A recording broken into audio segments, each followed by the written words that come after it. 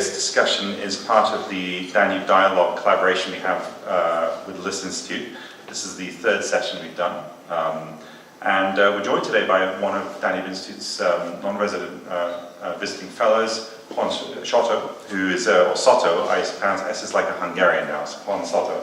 And he's actually contributed a paper to the Danube Institute Research Department. At the Danube Institute we do events, we do podcasts and videocasts, we have a visiting fellowship program and research papers all at the rate of about 1 week.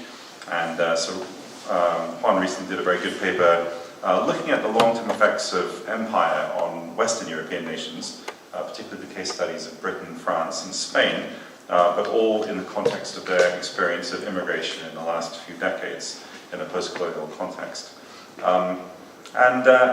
But this topic of talking about the effects of immigration on Western European nations puts the Danube Institute, a Central or even Central Eastern European think tank, in quite an interesting position, because Hungary, of course, has quite a contrasting historical experience to most Western European nations. It was, of course, not a colonial power.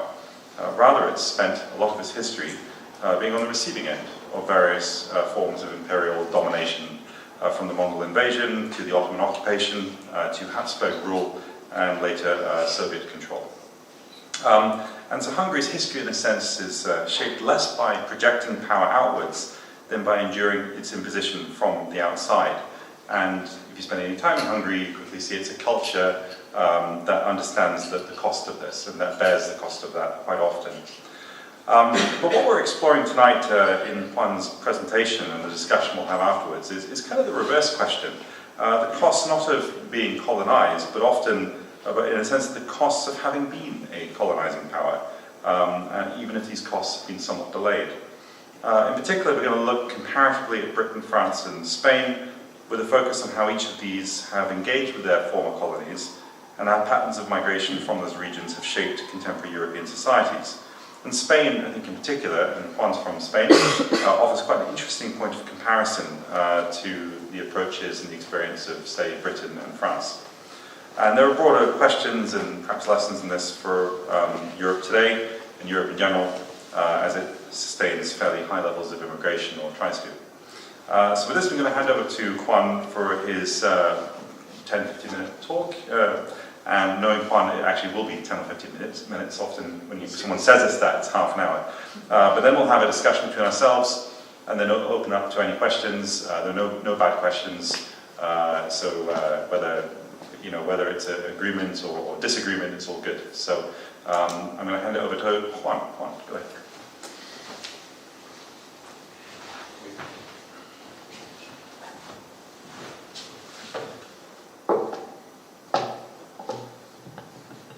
Right. Good afternoon, everyone. Thank you to the List Institute and the Danube Institute for putting together this conference and for inviting me to talk about this very important issue, because nuclear holocaust aside, because of Ukraine now, Iran, migration really is the defining topic of our time, especially in the West, and certainly for my generation. Now, as we all know, the impact of migration in domestic politics, for instance, when it comes to the sustainability of welfare systems or economies altogether, it's very important, or also pertaining crime and security. Then, just as important as migration is for domestic politics, migration is also a formidable phenomenon to reckon with geopolitically. War in remote lands can create massive influx of people into regions or countries, as we saw in 2015, and then in not so remote lands, and not so long ago, for example with Ukraine in 2022, and now again possibly in the not so distant future with Iran. So geopolitically, migration is also of massive importance, and also because of its importance and because of how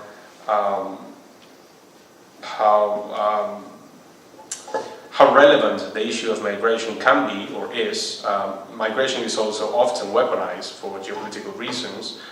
In this phenomenon we often call, in the security sphere, weaponized migrations. It's being used by governments and states for rent-seeking purposes, to bring stability, to create subversion, to build parties which are tied or have ties to foreign governments, etc. So migration, in short, is a capital topic which deserves, I think, careful examination amid political correctness over censorship. So, and also, obviously, it is not by chance that this is the political fault line everywhere in the West, really. It has been the main issue in US politics in the last decades, and it is one of the defining topics of the international conservative movements everywhere. In Hungary, obviously, across the entire EU, and also even in Brussels, or it should, really.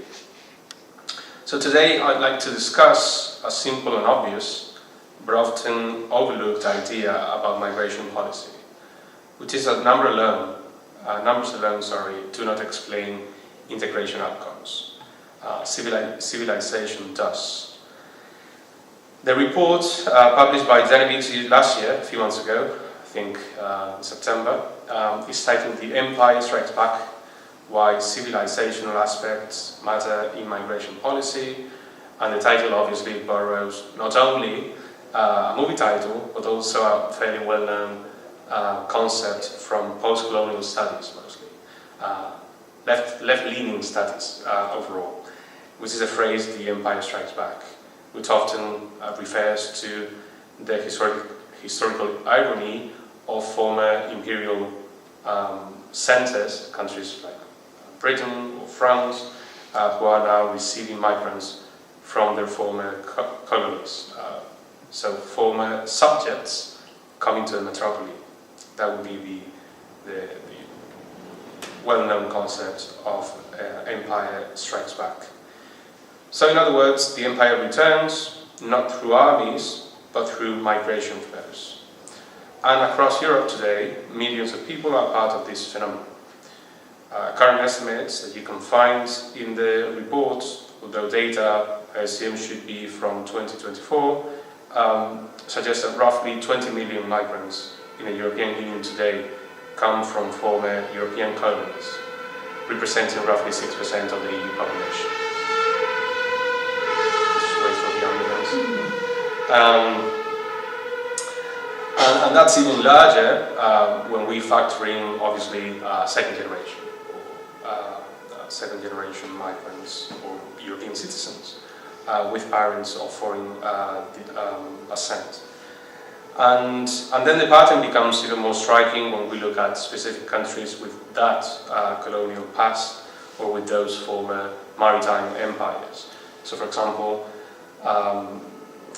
in several former imperial powers, 30-40% of migrants come from former territorial colonies. That's the case of Portugal, for example, from African colonies, and then obviously from Brazil. In the UK, large migrant populations originate from India, Pakistan, Caribbean, etc.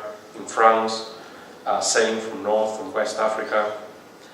And in Spain, however, presents a somewhat different case, because today around 4 million migrants from Hispanic America, I'll get to that term in a minute, live in Spain, representing close to 10% of the population. It's 10% of the population in Spain was born in the Americas. And now, before someone objects, but we can discuss this in the Q&A, I should make a small clarification, which is an entire excursus in the report, which is the fact that I refer here, and will always refer to Hispanic America, not Latin America.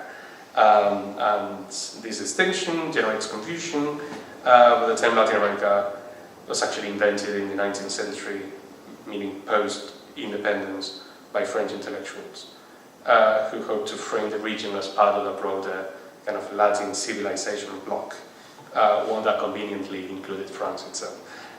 So in a sense, the concept was a very elegant piece of geopolitical marketing, but there's nothing Latin about Latin America.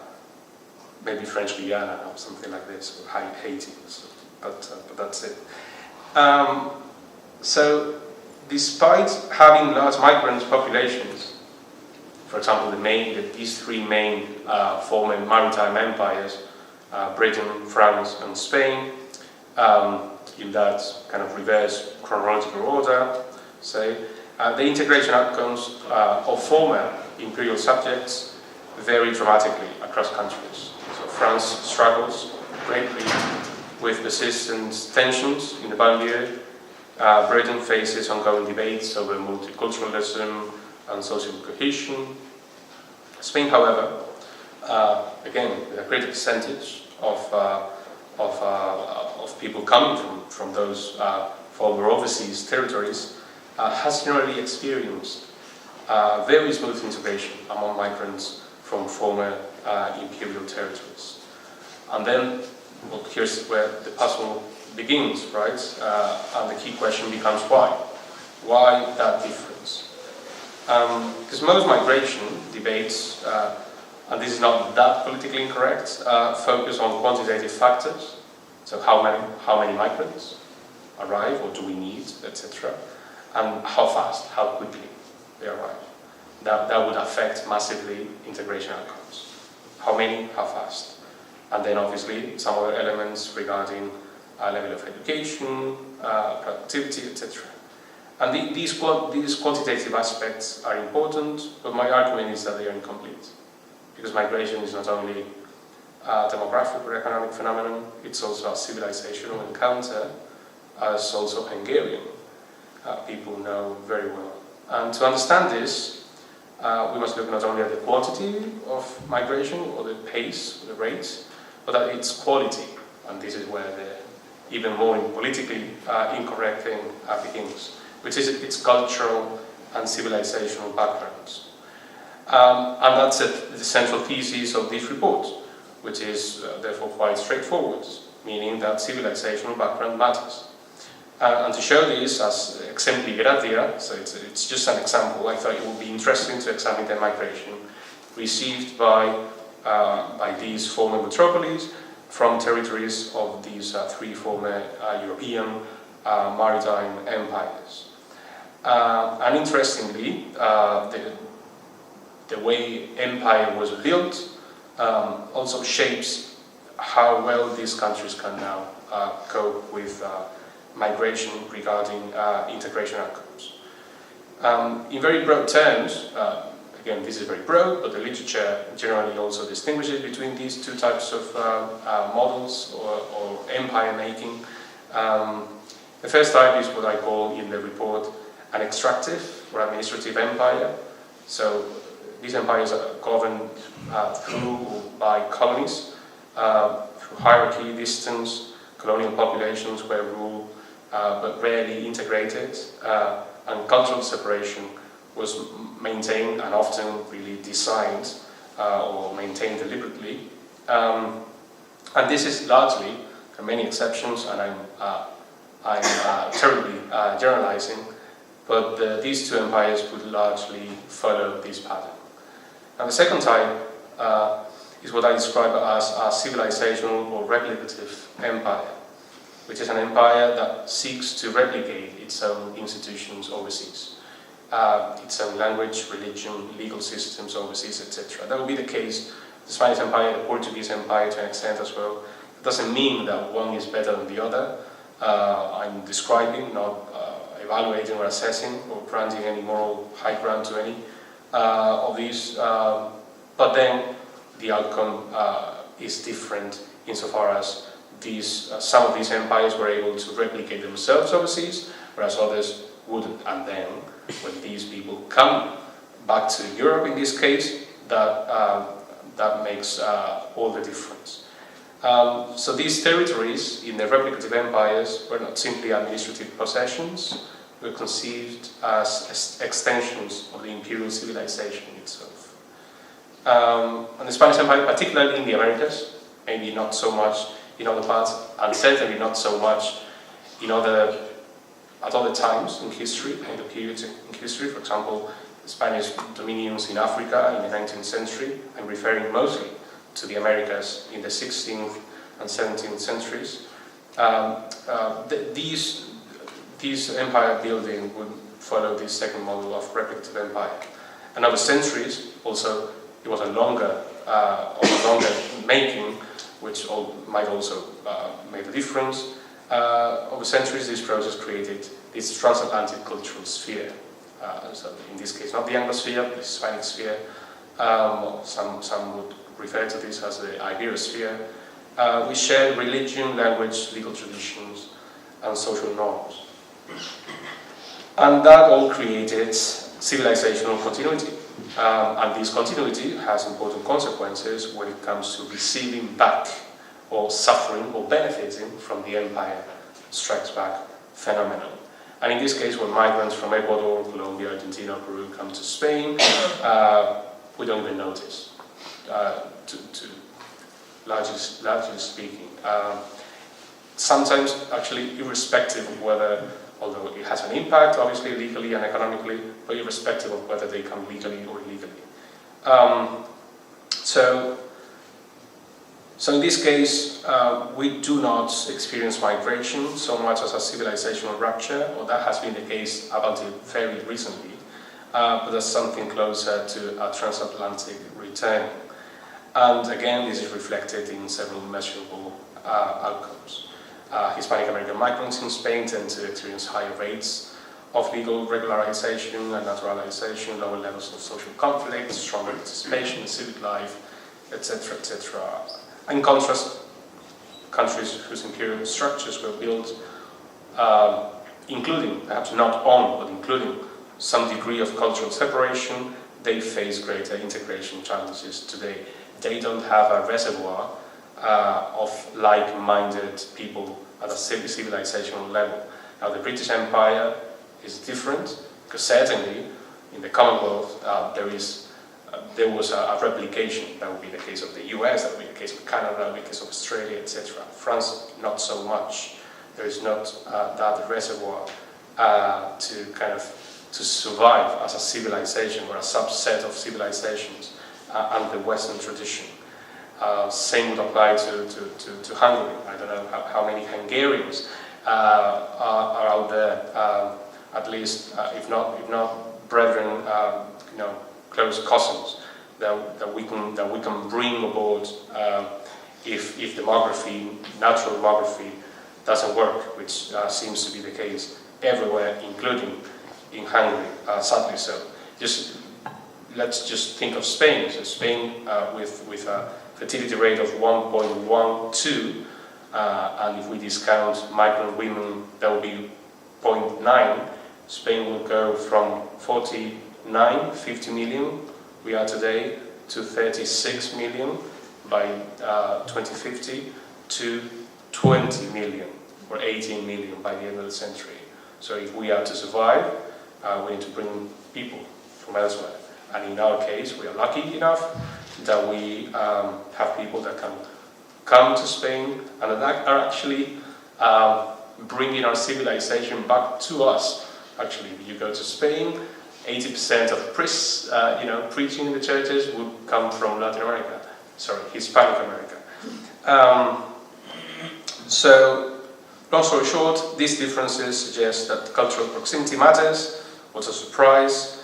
Not in a racial sense, obviously, believe me, in Hispanic America there are people for all skin tones, but in a civilizational sense, shared language, shared legal tradition, shared religious heritage, shared historical narratives, they all reduce the social tension, friction, and inevitably that accompanies integration. Now that doesn't mean that migration between different civilizations is impossible, but it does mean that it's far more complex and politically sensitive. And this brings us to the policy implication of the report, which is that modern migration debates often oscillate between extremes, which are not very useful, quite frankly. On the one side, migration is treated purely as an economic input. We need more workers, or something like that, an adjustment mechanism. On the other side, it's framed purely as a humanitarian imperative, or alternatively, or in the opposite side, as a factor of increasing insecurity and criminality. But these perspectives overlook something fundamental that Hungarians know very well, which is that migration shapes not only economies, but societies, identities, and political communities. And for that reason, migration policy must consider civilizational compatibility alongside economic, security, and humanitarian considerations. If we focus exclusively on how many migrants arrive while ignoring who they are and what civilizational backgrounds they bring, we misunderstand the nature of the phenomenon. In other words, just to end up with, migration is not just about numbers, it is about preserving numbers, that's true, about demographic survival, but this survival is meaningful not for GDP purposes, but insofar as we people are vessels of civilization, each of us of our own, the broader Western project, but then around Hungarian, Spanish identities. And if we want and need migration policy to succeed in the long run, because we do not replicate ourselves fast enough in our countries, we must begin by recognizing that simple fact. Thank you very much.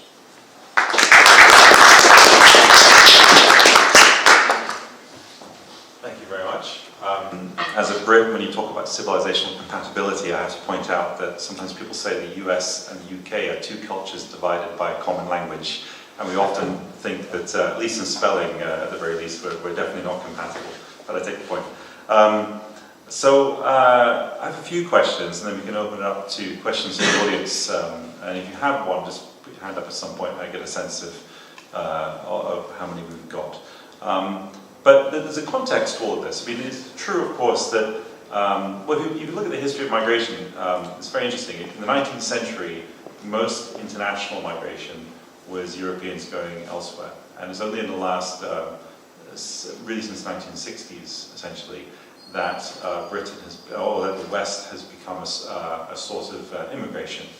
It's fairly unusual. And people often don't know this, I think, but like the Titanic, if you've ever seen the film Titanic, we think of it as like a cruise liner because that's what we use them for today. It wasn't, it was a migrant ship.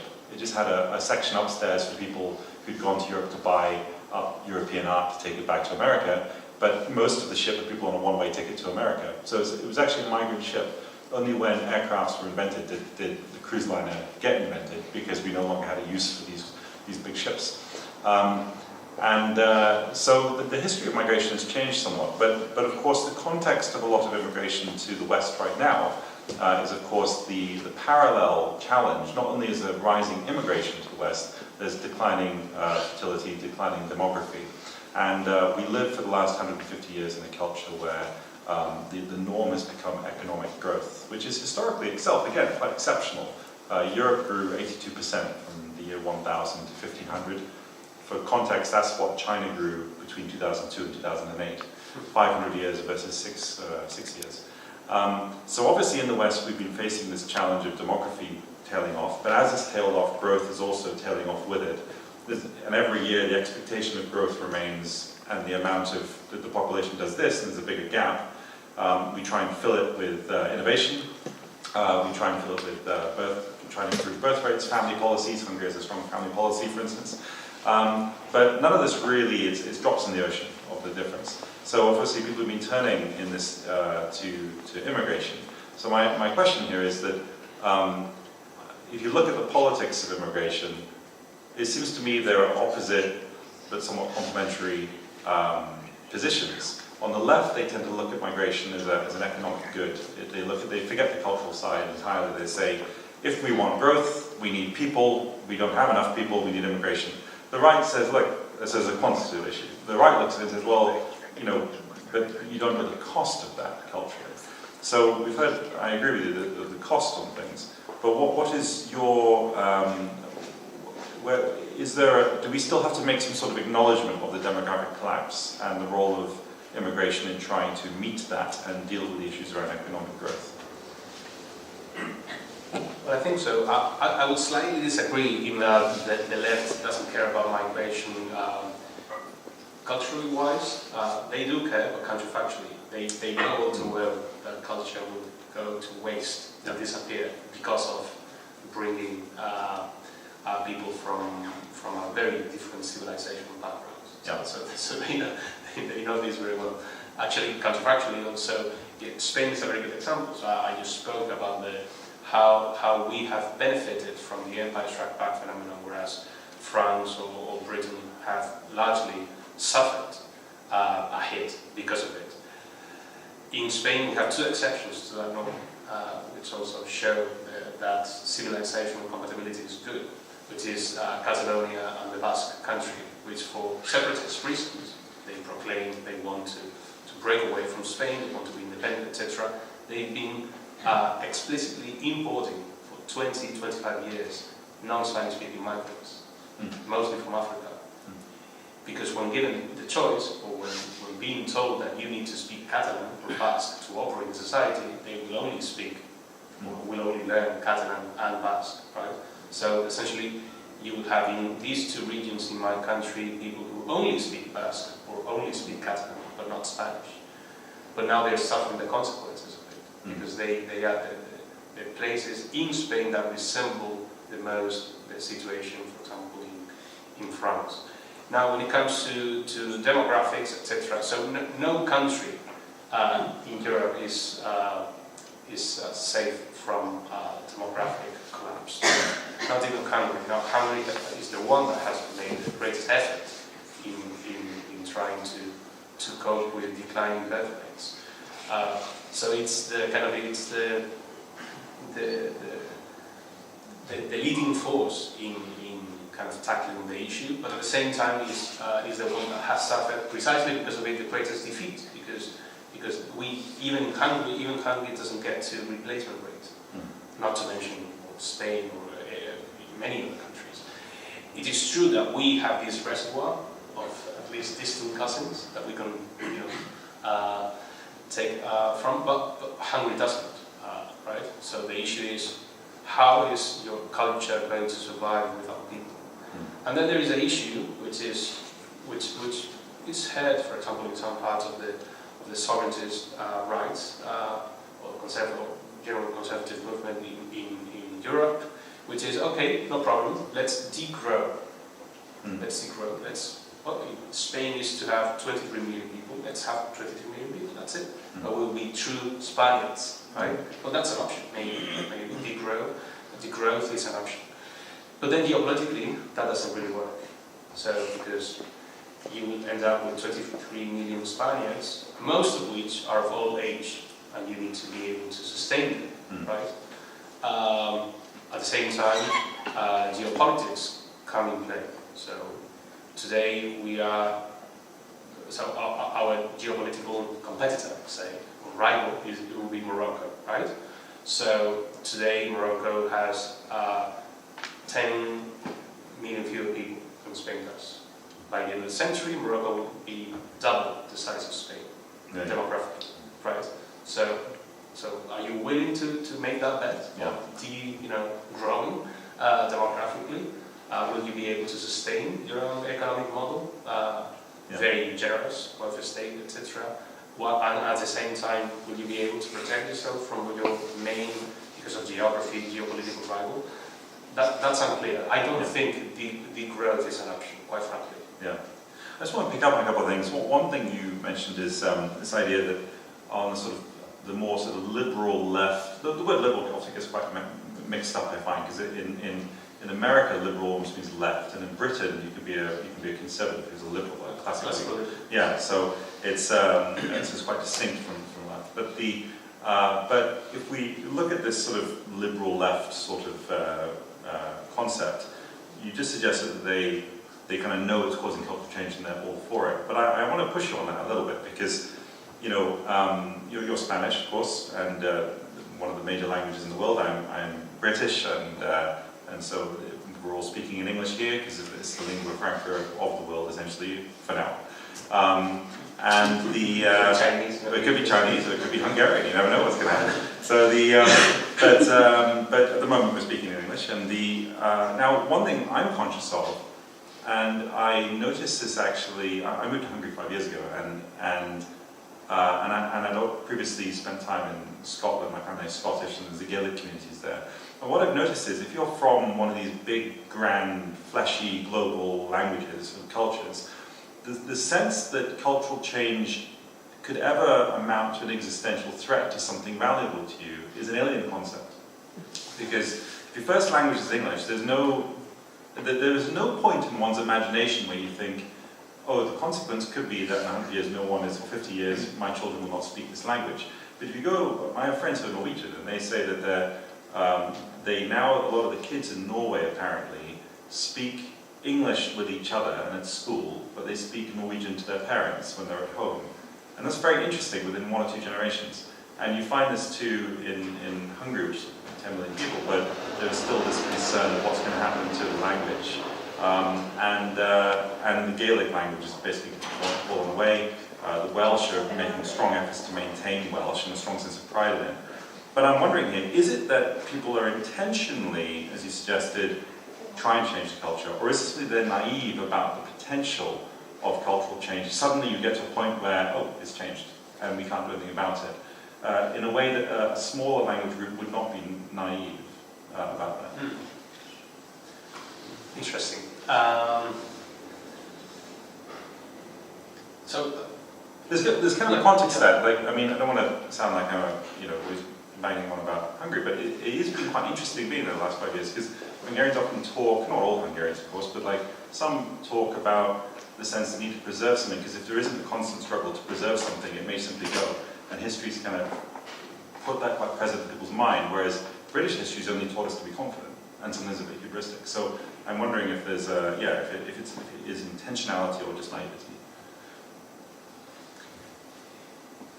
There can be other factors as well. So for example, that language is a crucial part of any civilization or culture. It's obvious. In the case of Hungary, it's very obvious. I mean, language even frames the way you think. You reason. You think differently when you speak French, or when you speak Spanish or English, etc. So that rewires your brain even, and the way you conduct yourself, and perhaps the way you live. So that's absolutely true. Now, when it comes to language, it can be naivete, but it can also be the price to pay to expand, globally or regionally. Because as you expand, you try to incorporate elements into your own civilization, right? Well, British food has improved on that front, but that's a very good example. Or the case of or by mixed marriages, etc. So if your civilization was of one particular ethnicity or race, but then you have mixed marriages, obviously you will need to factor that in and incorporate those other, in this case, racial differences, etc. Now, one element is that that enlargement enriches your civilization. In the case of British food, that's a good example, perhaps. But then it also dilutes the identity of at least the original civilization. Yeah. Right. Now, the question is, to what extent it gets diluted to the point that you don't even recognize your own civilization anymore, which is the case of many of these countries. And not only Britain or France. If I go to Spain and I ask the question, what is it that makes Spanish identity, apart from a passport? Well, you don't know how to respond to the answer. Well, I was about to actually get on to it. You don't know what the answer is, essentially. I mean, obviously, each of us you can have this revisionist view of history, and you can say, well, the right Spaniard is the one anti-Franco, or opposing Franco, or the one of the Catholic kings and queens, conquering the Americans. You can trace it back to the point that you please, but there is no standard definition, right? Which is, and this happens everywhere in the US now because of the migration problem that they've got. They are now coining a concept, designing the concept of citizenship. and trying to perhaps we should have an official language as well, right? That'll be a good thing.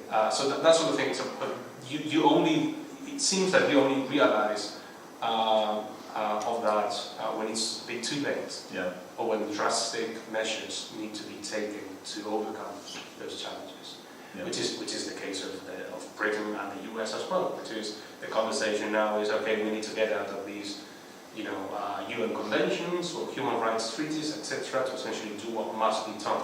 I don't know what it entails, but what must be done is to take drastic measures and to get some 13-year-old from, born of two illegal Guatemalan parents in the US, and this 13-year-old doesn't speak Spanish, only speaks English, has only lived in the US, etc., and tell him, listen, I'm sorry, guilt is not meant to be hereditary, right? But you need to go. You need to go to your country. What's your country? I don't know. We need to do this because we have a problem. But again, we seem to realize about these issues when it's a bit too late. Anyway. No, it's interesting. I just want to go back to something. I know you just said that if you ask them what is it to be Spanish, or a Brit, or a Brit, indeed, but there's a great quote. I think it's from Louis Armstrong, who's a jazz singer, and someone asked him what is jazz, and he said, "If you've got to ask it, you ain't never gonna know," and which is probably true. Though I'm not a fan of jazz, I still think it's no, but that's precisely it. Before that, you didn't have to ask the question.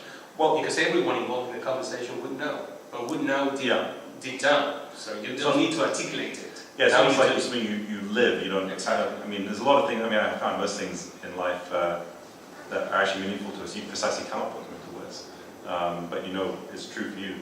But actually, on this side, I did want to push you on this a little bit because obviously you've written a paper about the civilizational aspects, why they matter, and with the caveat that I understand that the sort of if you've got to ask, you're never going to know point. What would you see as a civilizational aspect? Because obviously what is certainly true is that over time we live I live very differently from my grandfather. And I met him and everything about him was very extremely different. Everything he did in his life. And partly technological, cultural norms. The shared element was language mostly. So he wouldn't understand a lot of the things I now say.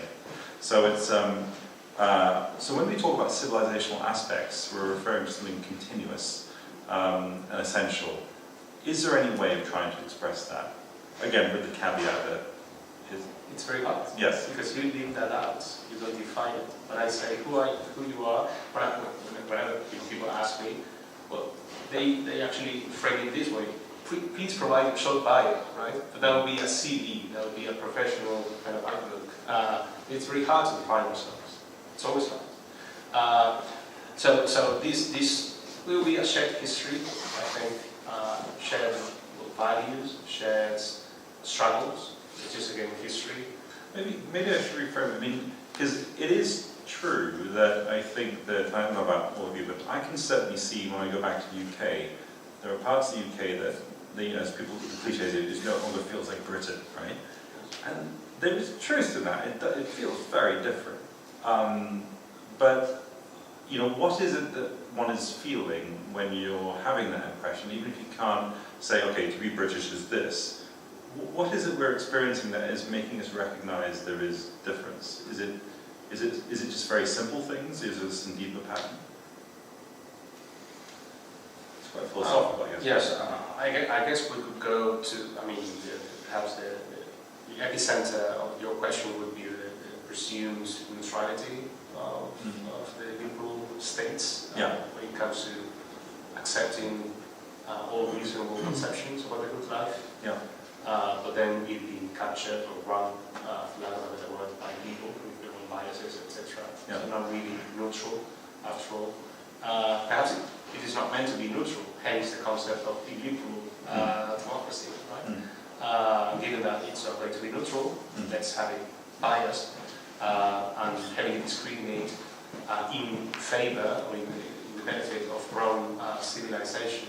I would say there are some minor things, there are some drastic changes and also the pace of those changes. So for example, in Spain, as you mentioned, we've been only receiving people from, say, South America in this century. Before that, it was us going to the Americas, right? That, together with the fact that most of the dominion, say, of the Spanish Empire would be in the Americas, not in Africa. In Spain, up until the 19th century, with Equatorial Guinea, etc., you wouldn't have black people in our country.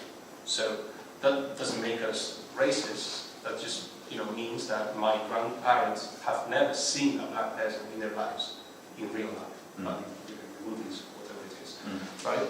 So if all of a sudden you end up with a lot of people coming from those places, well, that's a change. I mean, you cannot just say that every old people in elderly people in Spain are racist. It's just that things have changed, and they have changed a lot and very quickly. Yeah, very quickly. I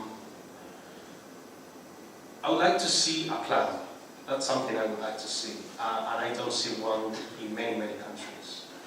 For example, let's speak of my country. So my country receives today mostly sub-Saharan African migrants and they come through the Atlantic route of illegal migration to the Canary Islands. And the policy of my government is to bring them to the Iberian Peninsula at a rate of 5 flights paid for by the taxpayer a week. 3 of those 5 planes land in Catalonia, again for political reasons, etc. And we are building centres to accommodate those illegal migrants. Today we have a capacity of 10,000. We are building centres for 1 million. Really? Really. And according to our own protocols, these people should live in those centres for at least 6 months. For them to learn the language, for us to get to know who they are, their age, where they come from, etc. Because most of them would, throw away their passport, etc. Right? So, know who they are, and for them to have the opportunity to more or less integrate or learn about the culture, etc. After 3 weeks, most of them are, sent out to the streets to give way for more migrants coming, right? Well, that's not a policy. That's a suicide, and a very proactive one. So, the issue is that. So I don't know. So what's the end game here, right? So obviously, any migration policy is discriminatory in both quantitative and qualitative metrics. The need for those kind of discriminatory metrics has increased now with globalization, with air travel, etc. But that's always been the case, right? So now that criteria can be morally despicable or can be morally okay, right? If you discriminate on the basis of race, well, I would say that's not okay, right? But if you discriminate because of your abilities when it comes to education, etc., to meet a need in the labor market, I would say that's okay. Sorry, right? I mean, but you don't find those policies being implemented in most European countries. But there's one that shines as an exception, I think, which is Hungary, right? But in many other countries, we are committing suicide at a massive scale. Well, it's interesting actually on that, because there's this phrase of committing suicide in the culture. Matt Goodwin, who's a British writer, has just advertised a book, published a book last year. It's called Suicide of a Nation, and in which he talks about high rates of immigration and so on. And I have been thinking a bit about this. That often I think what is seen, particularly on the right in Europe, is that say of immigration from Islamic countries is a problem because they've high birth rates and a very strong culture, and they're very sort of very sort of robust sort of sense of self, and are asserting themselves and in Europe. Now, there is a not counter-argument, but there's a context of that, which is that is it that the incoming culture or civilization is the problem, or is it the one we have is not, in a sense, standing up for itself? Because I do find sometimes that, you talk about labour market criteria and so on, the sort of dumbing down of standards to allow people into things, even if they don't have native level of the local language, say in the UK, English and so on. And so this mantra of inclusivity and kindness and so on has led to a sort of softening of standards. So it does seem to be the case, for instance, in the UK, that if there is that crime that's committed by someone of a minority or immigrant background tends to be more likely to be forgiven, but if you're on the right and you do a tweet that is critical of government immigration policies, you do seem genuinely to be at risk of the police coming around to your door and knocking on the door. So there does seem to be kind of a double, they call it two-tier system in the UK. And there does seem to be statistical evidence for that. Not in all cases, sometimes I think it's played up a little bit in British media, particularly on the right, but it does seem to be a problem.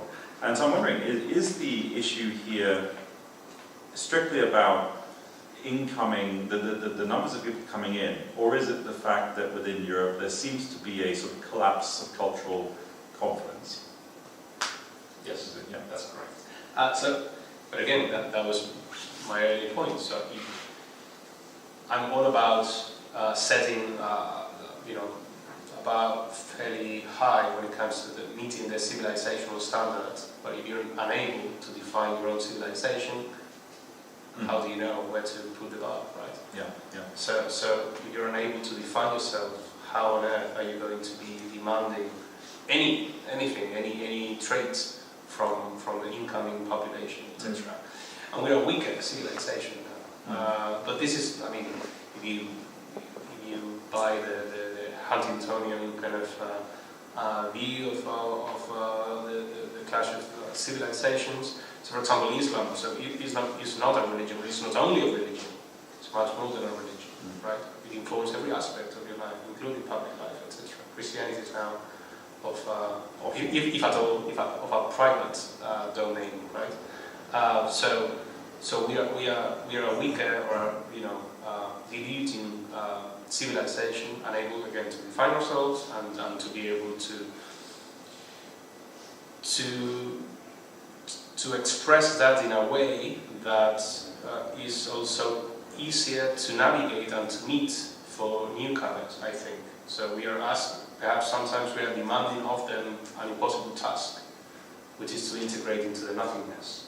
Now, before integrating into nothingness, I will absolutely preserve my own, identity from, Senegal, from Mauritania, from Algeria, etc. Obviously. Why not? About birth rates, every study shows that if not the second, the third generation will assimilate to the birth rates of the local or native populations. Oh, really? Yeah. So when it comes to sustaining European populations, migration is also not the answer, at least not in the long run. Well, I want to come back to that actually in a second. I just had a thought when you were talking that this idea of what is a civilization, and I remember, when we were all teenagers, we were all asking ourselves, who am I? What's my purpose? This kind of insecurity. And I realized over the years, I don't have those. It's not that I ever found answers to those questions. I got so busy that I stopped asking the question. I have so many obligations in life to other people, whatever it is, that you just cease to have that indulgence. And I'm wondering if a civilization is less that you know what it is, you don't have an answer, who are we? But you just don't ask the question because you're so busy being you don't even think about it. And I'm wondering here if part of the collapse into this sort of questioning, who are we? Because if you look at a lot of what's happening in the West, no one's actually giving an answer to what the West is, but we're constantly saying, we're constantly asking the question, what is it to be British? And we must be very ashamed of our history, right? Which is a strange, redundant exercise, because the one thing you cannot change, famously, is the past. So we can't really change the history. But my point here, I wonder if maybe we've become so comfortable in terms of the pressures on our lives. I mean, we still have the leftover structure of a time when we were all dependent on the agricultural cycle, the harvest festivals and so on. But we still have those dates in the diary, but very few of us are out hauling in the potatoes in the right season, because it's all mechanized. So we're no longer having to be obligated to the structure of the year and to each other, and that's allowed us to start asking these rather indulgent questions, which is leading to an erosion of our culture. So I'm just wondering, is it maybe just that it was never that there was an answer to the question, what is our civilization, but asking the question is a sign of a problem? Well, I think that you only ask the question because, again, if left alone with a prosperous civilization or a thriving or a living civilization, you don't ask those questions. If you go to, I don't know, to Kenya, you ask the same question, what's the Kenyan civilization culture like? They will tell you a few things about food, about language, about folklore, etc. But they might be as unable as we are to define themselves. It's only when civilization meet or clash when you start asking the questions. And oftentimes while you're unable to define who you are, it seems that we know way better who we are not, or who is the enemy or the other, right? So I don't know what the definition of the right Spaniard is, but I can pretty much tell you who clearly is not a Spaniard, right? Which is problematic, because obviously I'm biased, right? And then you target the enemy, and that might be also weaponized and fueled, can fuel populism, etc., etc. But it is when civilizations plural meet or clash, when you start wondering, what makes me different from that other person, and to what extent living together or living alongside this person might be harmful for my own culture, for my own worldview, way of living, etc., traditions. How compatible we are, essentially. It's very interesting actually, because Highland Scots are definitely not Lowland Scots, Scots are definitely not English, English are definitely not French, English and French are definitely not German, and all the Europeans are not American. So that's always been the kind of definition, isn't it? That's fascinating. Okay, so one question you mentioned before about the sort of immigration into the future and how immigration collapses into local birth rates. There's one kind of broader sort of elephant in the room that I don't really think people talk about too much, which is that demography. The demography is pretty undefeated. The math of demography. If you look at all the arcs of demography, it always we've had this sort of hump, right? It's gone flat for most of the history that we have records of, and then in the last 150 years, birth rates went up, and then in countries like the UK and Western European nations, it started to do this. And then China is now pretty flat and about to fall. Nigeria is still on the way up, but the projection is it will also fall.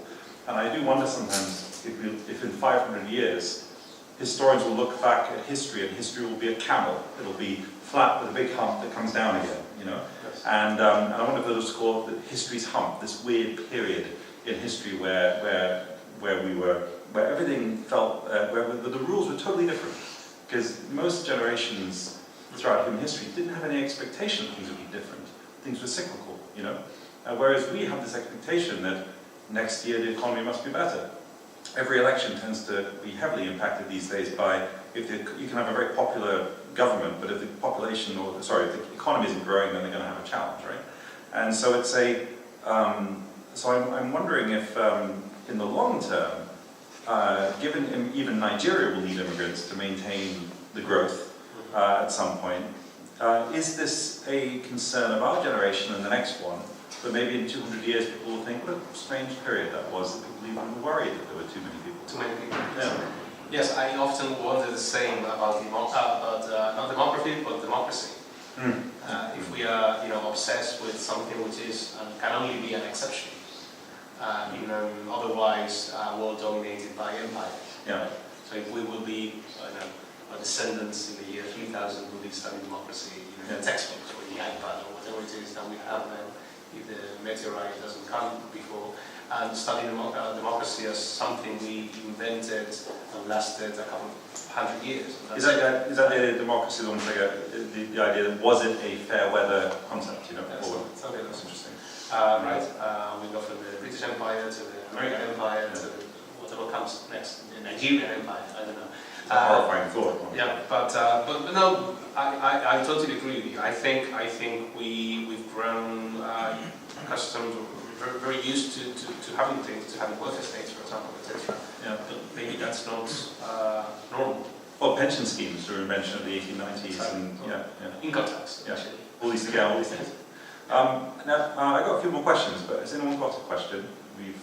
How much time we got? We've got about half an hour, I think. But to finish up with that last point, so I would say yes, it might be that this is an exception, and we should make peace with going back to the norm, which is no welfare states, no population growth. Spain of not 50 but 10 million people, etc. That's fine. We conquered half the world with 10 million people. No, just kidding. But we need to be.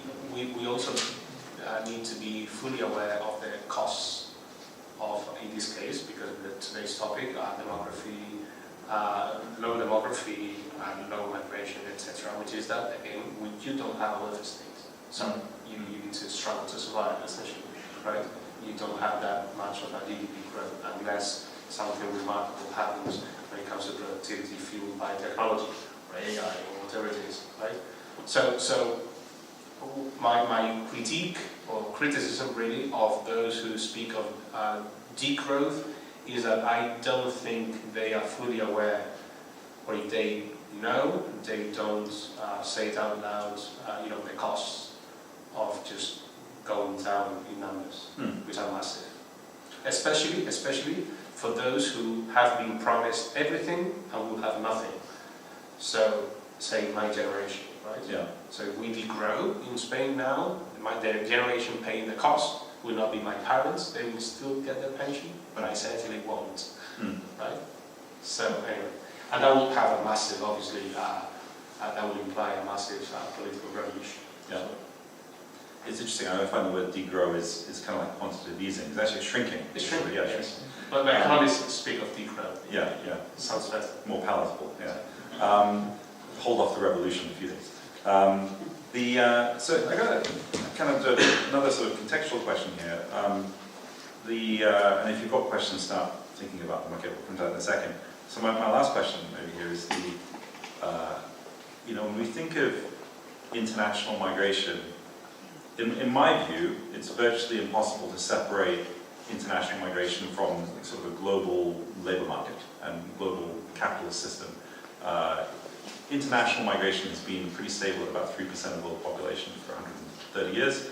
And it goes up and down. If it goes from 3.2 to 3.5% of the population, it goes up and down the business cycle. When the business is booming, there are more migrants. There was actually one exception to this. It spiked.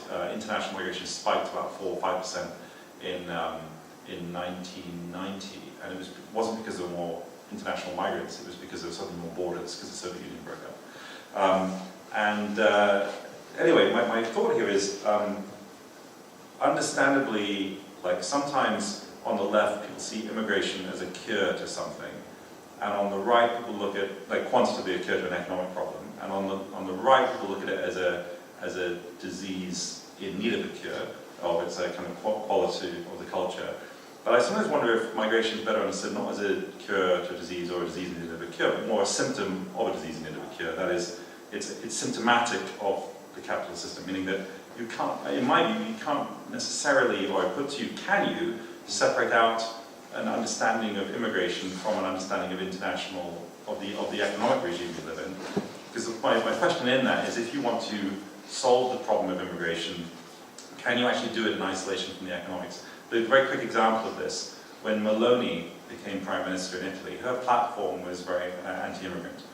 But then she quickly discovered that there was a very depressed labour market, and she still needed immigrants in, and in fact she then also she gave development aid to some sub-Saharan, Sahelian African countries, on the presumption that if you develop those nations, you will slow the number of people crossing the Sahara to Italy, which is actually missing out one of the actually pretty cast-iron conclusions of migration research, mainstream migration research, which is that actually people aren't coming from the poorest countries, they're coming from the middle-income countries. So if you take a poor country and you develop it, for a while it will have a boost in immigration, and eventually it will tail off. But actually, it's kind of a counter-intuitive reality. But her whole, even though she had this very anti-immigrant platform, she still was trying to solve an economic problem, and the only obvious solution was immigration. So can you separate immigration from an understanding of economics in any practical sense? To an extent, yes, and that's where. So to an extent, no, you cannot separate it, and that's where this Mattei plan for Africa comes in, etc. Economic development. Let's develop those countries in origin, but not just let's give them money to develop themselves. Let's build. Let's bring our own Italian kind of massive companies, multinationals, oil industries, etc. Let's build capacity in the country. Let's benefit ourselves in the by doing so. Let's invest with a return on investment, and then the cherry on top will be that they will stop the migration flow, although there might be also problems when it comes to human rights violations, etc. Because if you make agreements, let's say with the government in Tunisia, and then the cherry on top is that you take care of your migrants, then those migrants might end up in the Libyan desert. Right. Anyway, but yes, that's one issue. What I would say is that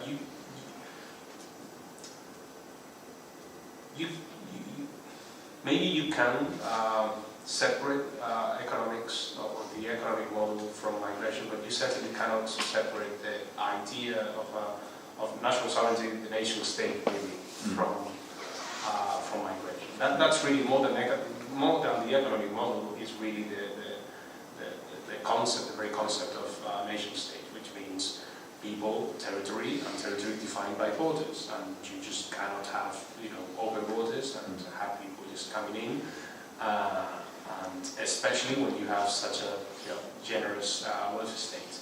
Now, technology might overcome the economic aspects, or most of the economic aspects of migration, because if you don't need to be present in that other country to be a force of labor, you can do it remotely. So technology might actually help, because you can work globally, but stay in your country, and not meddle with other civilizations or cultures, etc., and others will not meddle with yours.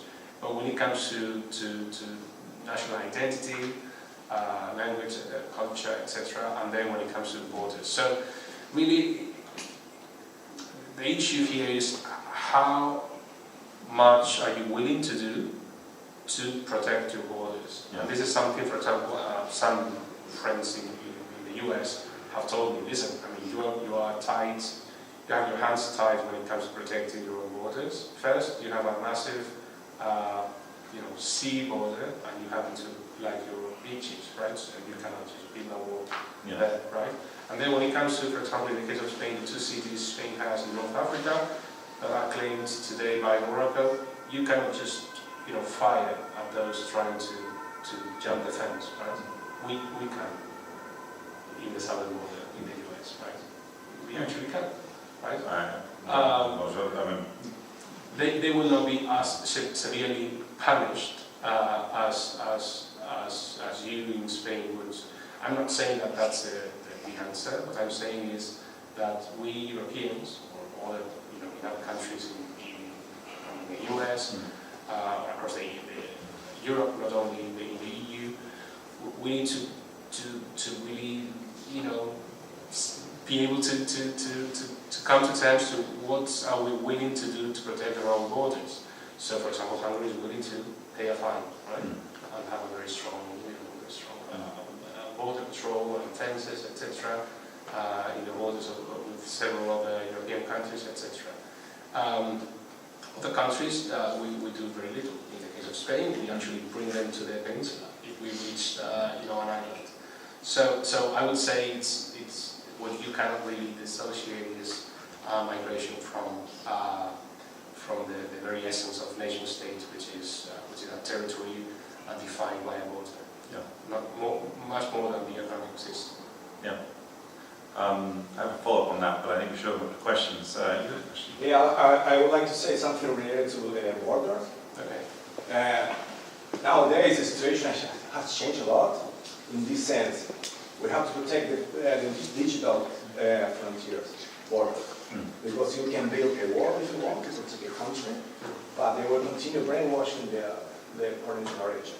Something else I would like to say, related to, you said something like we have to bring more kids, okay?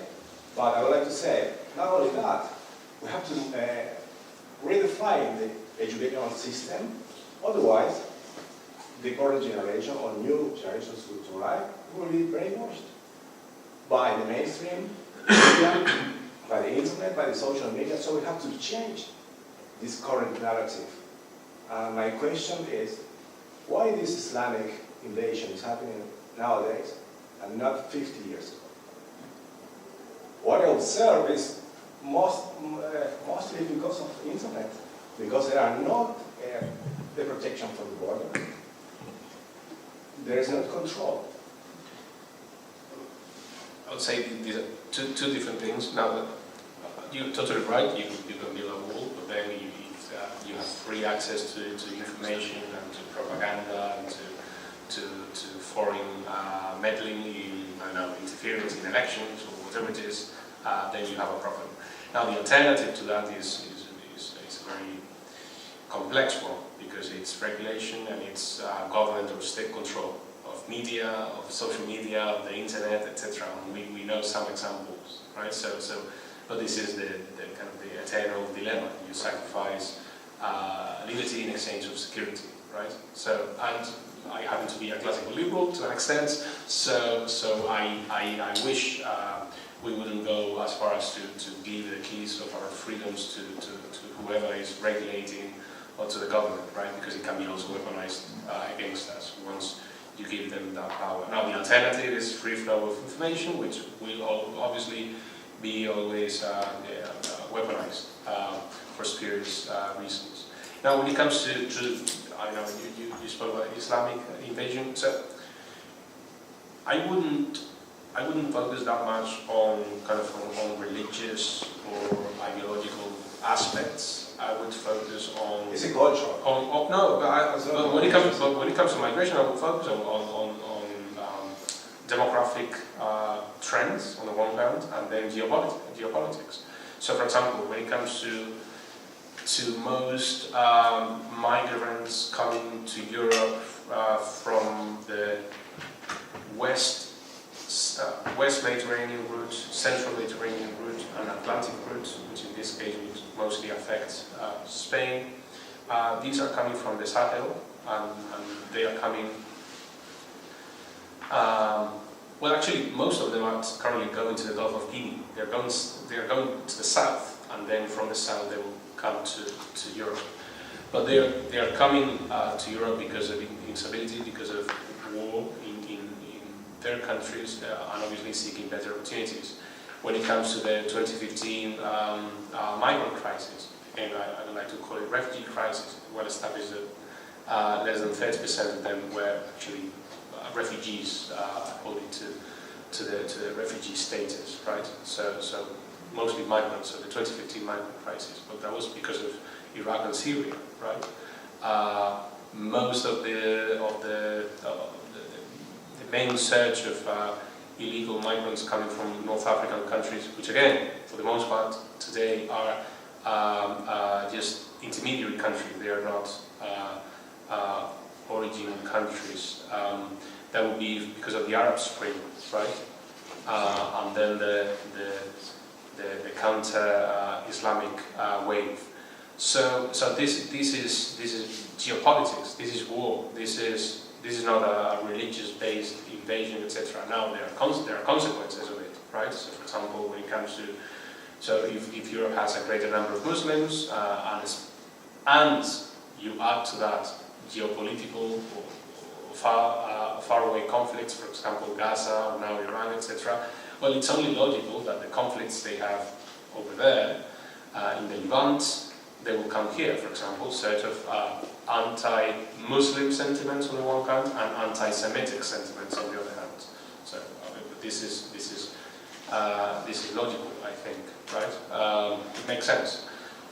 But again, this is geopolitics, and I like to think of. We've discussed this previously, but I thoroughly enjoy studying political ideas and ideologies, etc. But national interest and geopolitics will always trump ideology. I don't know, at least not today in contemporary Europe or in the West, anybody sacrificing national interest or geopolitical interests in the altar of ideological stances. There might be money involved, there might be personal gain involved, etc. But national interest will always trump ideology. Perhaps one exception is the Eurocrats moment, which is that what is it that we are gaining from this suicide we are protagonizing when it comes to migration, right? Is it just for the sake of being politically correct? Is it because of having very generous welfare states being better sustained? What is it? What's the reason why? So always try to look for the motive. And in the case of the EU, historically, now we've all woken up to this harsh reality, but historically, over the past 10 years, perhaps this is the exception to the norm, which is that we've committed suicide because of the ideology, but this is the exception, not the rule. It's unfortunate that we have suffered, or we are going to suffer the consequences of this exception, which is to sacrifice an entire, the prospects, the future of our continent, because of ideology. And also,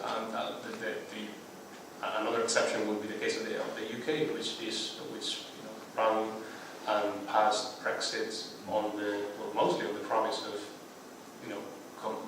country migration and preserving identity, etc.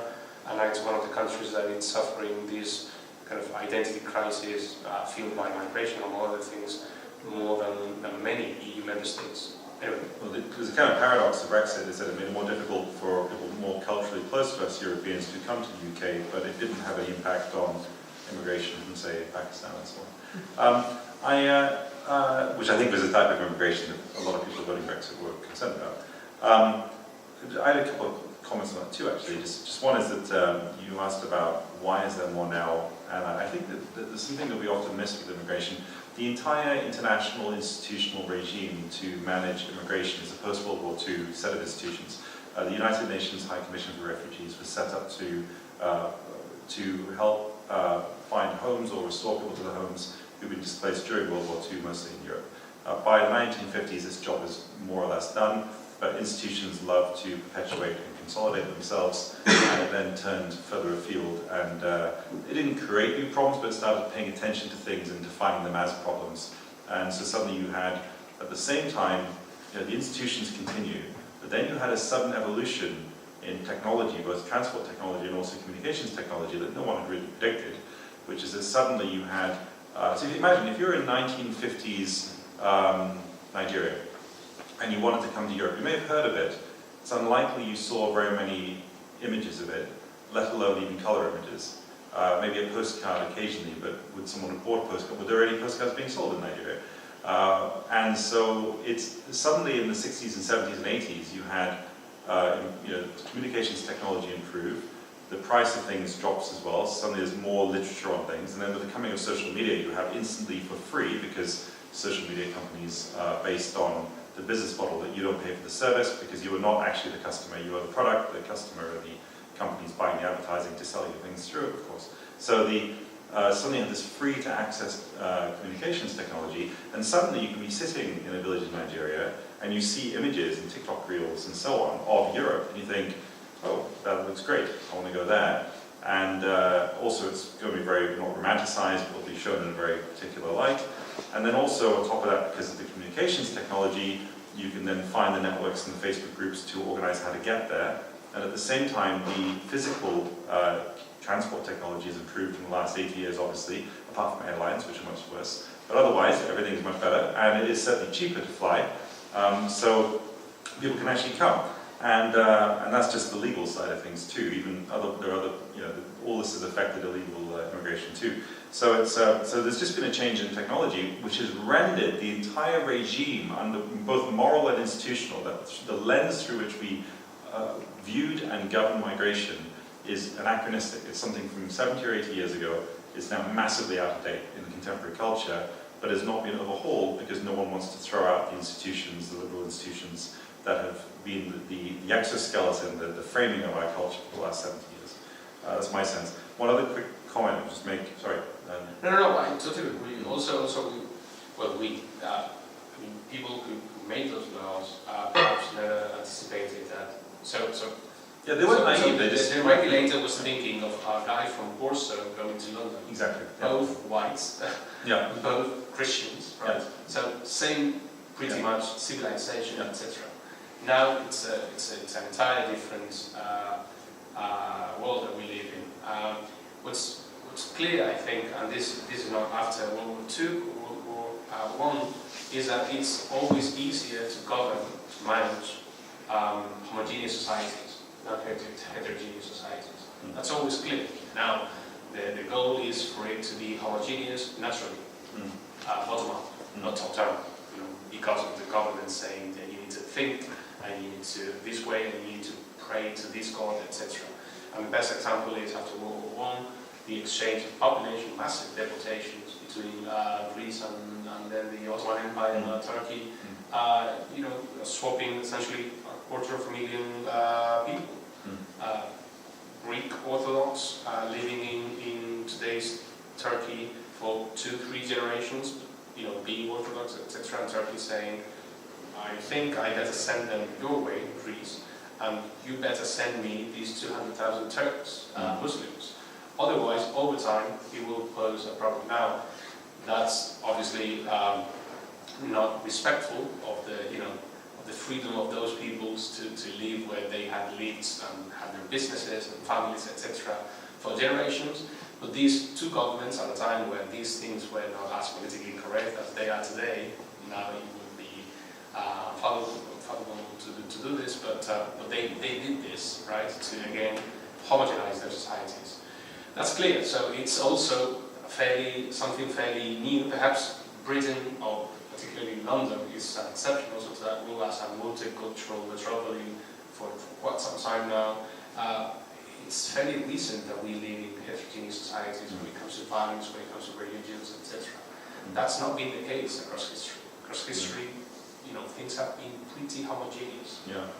And London has some really exceptional circumstances that allow it, I think, to more or less get along like that, more or less. I just want to say something else that you mentioned about digital borders and the importance of that. And I was thinking that, there's a philosopher, Isaiah Berlin, who wrote about, he said, in life we always have competing values. Two types of values we believe both are valuable and true and good.